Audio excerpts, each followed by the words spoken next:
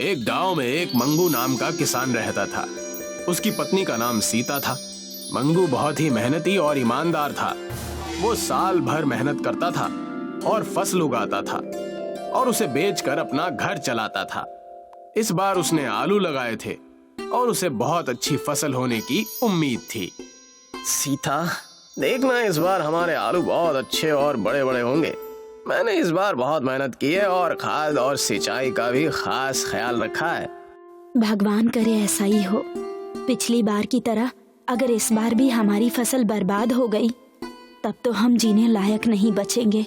इस घर में अनाज का एक दाना भी नहीं बच पा रहा है और हमारे ऊपर उधार भी कितना है। मंगू के घर के बगल में उनकी एक पड़ोसन रहती थी जिसे मंगू की खराब हालत पर हंसने में बहुत मजा आता था। वो मंगू और सीता की ये सभी बातें सुन लेती है और फिर आकर कहती है, ये मैंने क्या सुन लिया? एक तो तुम लोग गरीब हो, ऊपर से उधार भी ले रखा है। मुझे तो तुम लोगों की हालत पर तरस आता है। सीता, आज रात मेरे घर पे मेहमान आने वाले हैं। तुम खाना बनाने के लिए आ जाना। मैं तुम्हें 2-4 चवन्नी दे दूंगी।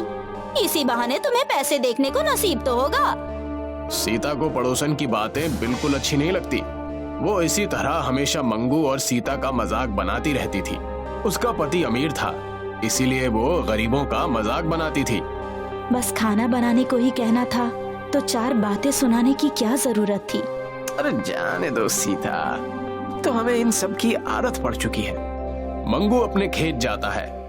ऊपर से देखने में उसके आलू के पौधे बहुत ही हरे और बड़े लगते हैं। मंगू खुश हो जाता है कि इस बार उसके आलू बहुत अच्छे हुए हैं। वो जाकर एक आलू उखाड़ कर देखता है तो देखता है कि उसमें नीचे कुछ भी नहीं है। उसी तरह वो दूसरा आलू निकालता है तो उसमें भी कुछ नहीं दिखता। एक एक करके वो सारे आलू उखाड़ लेता है और किसी भी पौधे में उसे आलू नहीं मिलता, केवल पत्ते होते हैं। मंगू परेशान होकर उखाड़े हुए आलू के बगल में बैठ जाता है। अरे ऐसे कैसे हो सकता है? मैंने तो सब कुछ अच्छे से किया है, पर फिर भी पौधों के नीचे आलू क्यों नहीं हुए हैं? मैं तो बर्बाद हो जाऊंगा। अब मैं क्या करूं? मुझे कुछ समझ नहीं आ रहा है, ऐसे कैसे हो गया? ये सब सोचकर मंगू रोने लगता है। जैसे ही उसके आंसू आलू के पौधे पर पड़ते हैं, सभी पौधों में सोने के आलू आ जाते हैं। मंगू ये देखकर बहुत ज्यादा आश्चर्यचकित हो जाता है। अरे अरे ये क्या? इन सब में तो सोने के आलू आ गए हैं। अब तो मेरी सारी समस्या का समाधान हो जाएगा। मैं सारा उधार चुका दूंगा और घर के लिए राशन भी खरीद लूंगा। भगवान, भगवान तेरा लाख लाख शुक्रिया। मंगू सारे सोने के आलू को एक बोरे में भरकर घर ले जाता है और सीता को इस बारे में कुछ नहीं बताता। एक आलू को बेचकर वो अपने घर में राशन खरीद लेता है और उसी तरह से सारा कर्ज भी चुका देता है। एक दिन पड़ोसन घर आती है। सीता, मैंने सुना तेरा पति इस बार आलू बेचने नहीं गया। क्या हुआ? तुम लोगों की फसल इस बार भी बर्बाद हो गई क्या? अब तो तुम लोग सड़क पे आ जाओगे। ऐसा कुछ नहीं है, हमारी फसल अच्छी हुई है और हम सड़क पर भी नहीं आने वाले। लगता है मंगू ने तुम्हें कुछ बताया नहीं। उससे पूछो जरा, बाजार में आलू बेचने क्यों नहीं गया? तुम लोग उधार कैसे चुकाओगे? अब तो राम भी ना बचा पाएंगे तुम लोगों को। इतना बोलकर पड़ोसन हंसते हुए घर से बाहर चली जाती है। सीता बहुत परेशान हो जाती है कि मंगू ने उसे कुछ भी नहीं बताया और अगर फसल बर्बाद हो गई है तो वो राशन का सामान कहाँ से लाया था। मंगू जब घर लौटता है तो वो उससे पूछ ही लेती है। पड़ोसन कह रही थी कि आप शहर आलू बेचने के लिए नहीं गए। आपने मुझे कुछ बताया क्यों नहीं? बताइए। अरे हमारी सारी आलू की फसल बर्बाद हो गई थी, उसमें कहीं भी एक भी आलू नहीं था। अब हम क्या करेंगे? तो आप पैसे कहाँ से लेकर आए? मंगू सीता को सारी बात बताता है और उसे सोने के आलू का बोरा दिखाता है। पड़ोसन चुपके से खिड़की से झांक रही होती है और वो भी ये सारी बात सुन लेती है। अरे इन गरीबों के पास इतना सारा सोना कहाँ से आ गया? ये गरीब इनका क्या करेंगे? ये सब सोना तो मेरे पास होना चाहिए। पड़ोसन मन ही मन एक प्लान बनाती है। वो मंगू के सारे सोने के आलू चोरी करने का सोचती है अगले दिन सुबह सुबह पड़ोसन मंगू के घर जाती है। अरे गरीबों, तुम लोगों को तो अभी एक समय का पेट भर का खाना भी नसीब नहीं हो रहा होगा। मैंने तुम लोगों की मदद करने का निश्चय किया है। आज तुम लोगों के लिए मेरे घर पे दावत है, दावत खाने जरूर आ जाना। मंगू और सीता को ये बात सुनकर आश्चर्य तो होता है, पर फिर भी वो दोपहर में पड़ोसन के घर दावत खाने चले जाते हैं। वहाँ पर पड़ोसन उन्हें तरह तरह के पकवान परोसती है। खाओ खाओ, तुम्हें ऐसा खाना फिर कभी नसीब नहीं होगा। मंगू और सीता खाने लगते हैं। पड़ोसन चुपके से अपने घर से निकलकर उनके घर में जाती है और आलू के बोरे में से आलू निकाल कर लेने लगती है। जैसे ही वो आलू को हाथ लगाती है, वो आलू एक भारी पत्थर में बदल जाता है। वो पत्थर पड़ोसन के पैर पर गिर जाता है। मेरा पैर! पड़ोसन के चिल्लाने की आवाज सुनकर मंगू और सीता अपने घर वापस आते हैं। देखते ही वो दोनों समझ जाते हैं कि पड़ोसन क्या करने की कोशिश कर रही थी।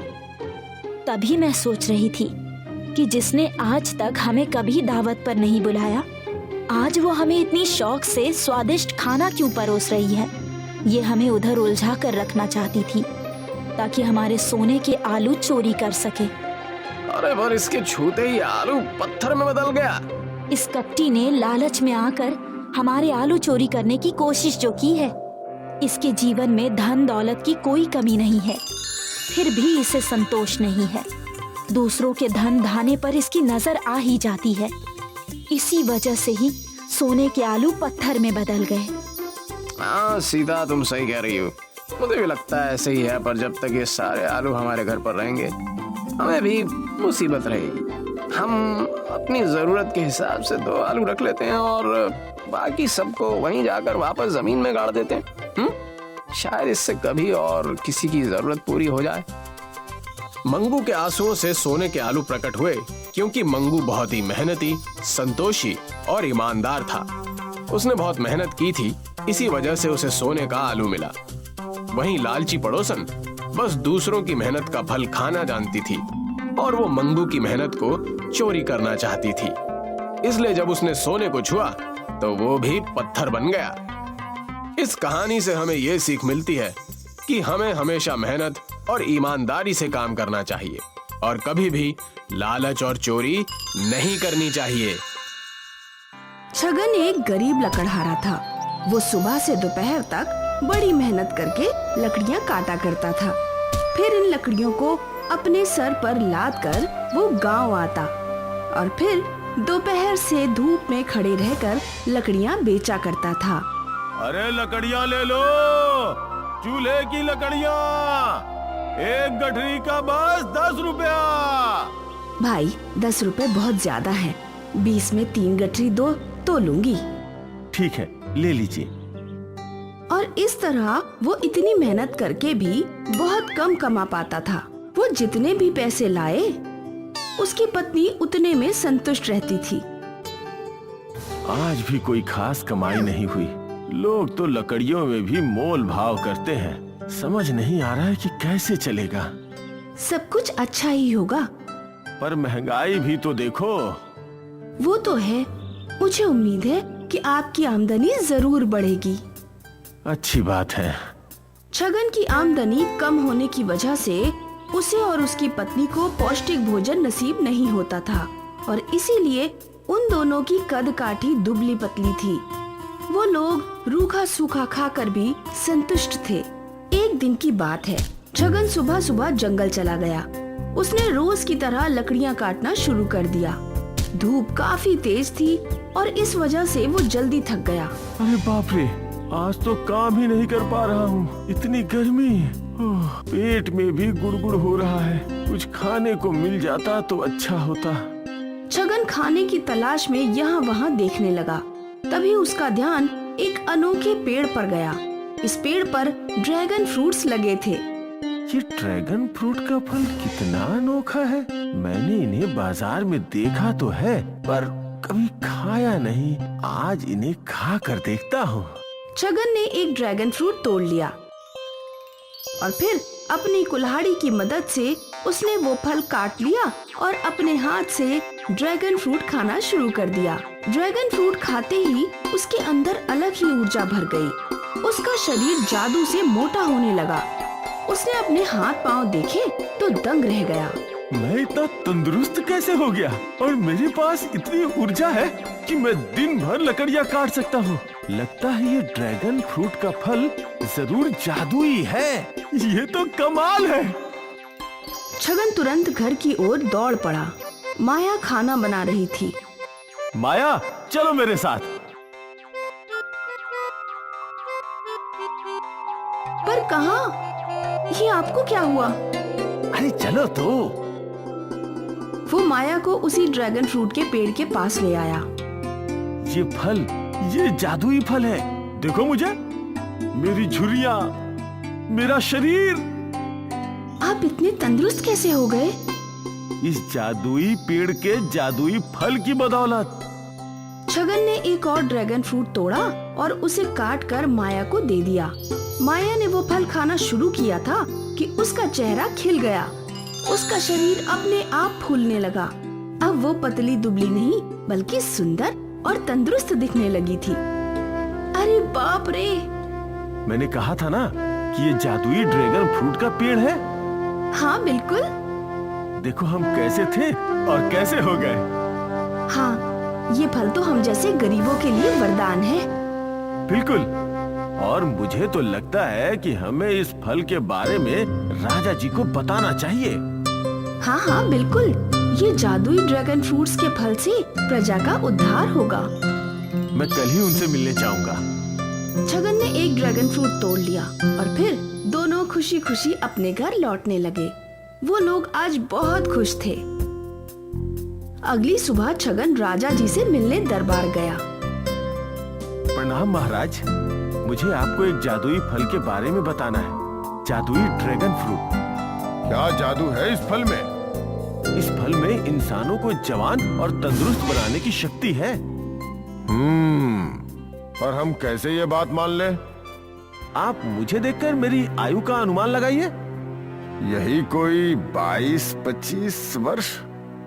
नहीं महाराज, मैं 40 बरस का हूँ। कल तक मैं 40 बरस का दिख भी रहा था। मेरे चेहरे पे झुर्रियाँ थी, शरीर दुबला पतला था और आज आपके सामने हूँ। इस जादुई ड्रैगन फ्रूट को खाते ही मेरी काया पलट गई। हम इस जादुई ड्रैगन फ्रूट को आजमाना चाहते हैं। राजा के आदेश पर बूढ़ा सिपाही सामने आया। छगन ने वो ड्रैगन फ्रूट उस बूढ़े सिपाही को खिलाया, लेकिन इस बार वो बूढ़ा सिपाही और भी बूढ़ा हो गया। उसके सारे बाल सफेद हो गए, उसकी पीठ झुक गई। ये देखकर सभी लोग हैरान हो गए। षड्यंत्र! हमारे महल में आके हमसे ही षड्यंत्र करना चाहते हो? तुम हमें भी बुढ़ा बनाना चाहते हो? सिपाहियों, इस आदमी को पकड़कर काल कोठरी में डाल दिया जाए। राजा जी, राजा जी! छगन लाख गुहार लगाता रहा पर राजा ने उसकी एक ना सुनी। माया की एक सहेली ने उसे छगन की गिरफ्तारी के बारे में बताया।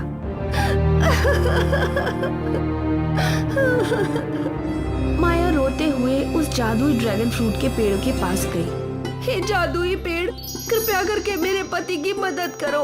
वो तो लोगों और प्रजा की भलाई के उद्देश्य से राजा के दरबार गए थे। हे उनके साथ क्या हो गया?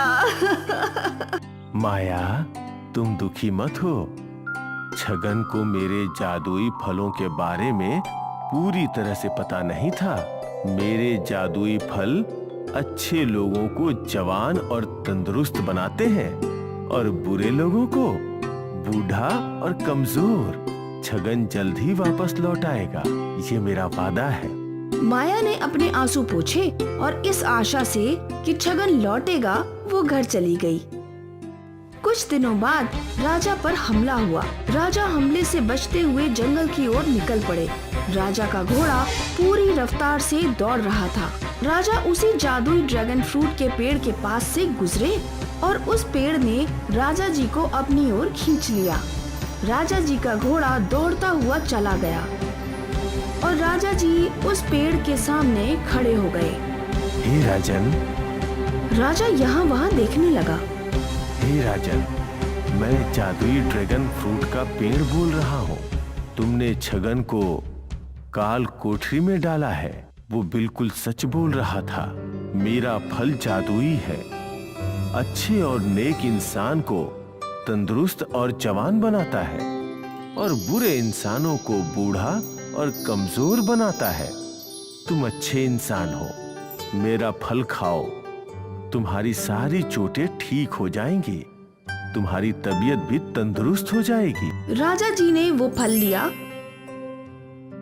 जैसे ही उन्होंने वो खाया तो उनके शरीर के सारे घाव भर गए और वो पहले से ज्यादा तंदुरुस्त और सुडौल हो गए। वाह, ये तो सच में जादू है। छगन लोगों की भलाई चाहता था, वो कोई षड्यंत्र नहीं चाह रहा था। मैं समझ चुका हूँ, मैं अभी उसे आजाद कर दूंगा। हे जादुई पेड़, तुम्हारी इस मदद को मैं जिंदगी भर नहीं भूल पाऊंगा। धन्यवाद। राजा जी अपने घोड़े पर बैठकर चल पड़े। राज दरबार में पहुंचते ही उन्होंने छगन को आजाद किया। छगन, मुझे माफ कर दो।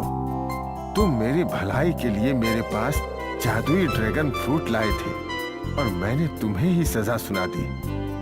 मैं क्षमा प्रार्थी हूँ।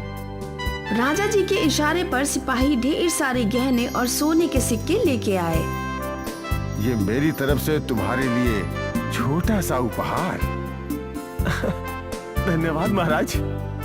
वो सारा उपहार लेकर छगन घर पहुंचा। आप लौट आए। माया की खुशियों का ठिकाना ही नहीं रहा। छगन ने माया को राजा के दिए हुए उपहार दिखाए। छगन की दुनिया ही बदल गई। वो गरीब लकड़हारे से अमीर और रईस बन गया।